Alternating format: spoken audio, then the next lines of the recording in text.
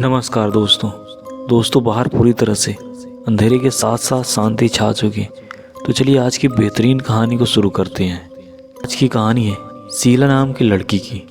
ये घटना तब की है जब वो कॉलेज में एमएससी की पढ़ाई कर रही थी। वो उस समय वहाँ के गर्ल्स हॉस्टल में ही रहा करती थी। परीक्षा से पहले वो और उनकी कुछ सहेलियाँ लाइब्रेरी में पढ़ रही होती हैं। पढ़ाई करते हुए रात के 12:30 बज चुके थे। उस लाइब्रेरी में वो केवल 6 लड़कियां ही थीं।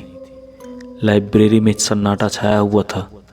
सारा हॉस्टल एकदम शांत था। तभी उनमें से एक लड़की ने कहा, बस यार पढ़ पढ़ के बोर हो गए, क्यों ना कोई खेल खेला जाए जिससे दिमाग भी फ्रेश हो जाएगा और नींद भी आ जाएगी। सब उसकी बात से सहमत हो गए थे। उनमें से एक लड़की जिसका नाम पूजा था बोली, चलो आज हम किसी आत्मा से बात करते हैं। ये सब कहकर वो अपने कमरे में गई और ओजा बोर्ड लेकर आई जिस पर A to Z तक अल्फ़ाबेट और 0 से 9 तक नंबर और किनारों पर यस और नो लिखा था। पूजा ने बोर्ड के चारों किनारों पर मोमबत्तियां जलाईं और फिर लाइब्रेरी की सारी लाइटें बंद कर दी। फिर उसने एक सिक्का बोर्ड के बीच में रख दिया। उनमें से 2 लड़कियां तो डर के मारे अपने कमरे में चली गईं।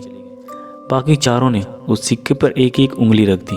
फिर पूजा ने कहा, कोई डरना मत और यहाँ से उठकर मत जाना वरना आत्मा नाराज हो जाएगी।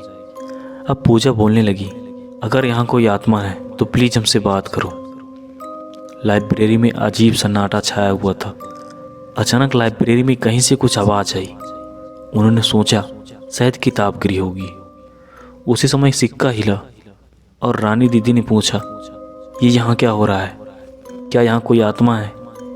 तभी छत पर लगा बंद पंखा जोर से हिलने लगा। सभी लड़कियां डर गईं, लेकिन पूजा ने कहा, कोई भी लड़की अकेली मत भागना, ऐसा करने से आत्माओं से नुकसान पहुंचा सकती है। उसके बाद पूजा ने ऊपर देखा और कहा, कोई आत्मा यहाँ है तो हमसे बात करे। कुछ देर तक सन्नाटा रहा और अचानक सारी मोमबत्तियां बुझ गईं और लाइब्रेरी में कदमों की ठक ठक की आवाज़ आने लगी।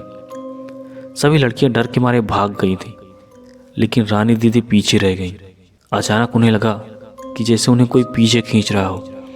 वो जोर जोर से रोने और चिल्लाने लगी। उनकी आवाज़ सुनकर हॉस्टल की सारी लड़कियां भाग कर आईं और उस लाइब्रेरी की तरफ दौड़ी।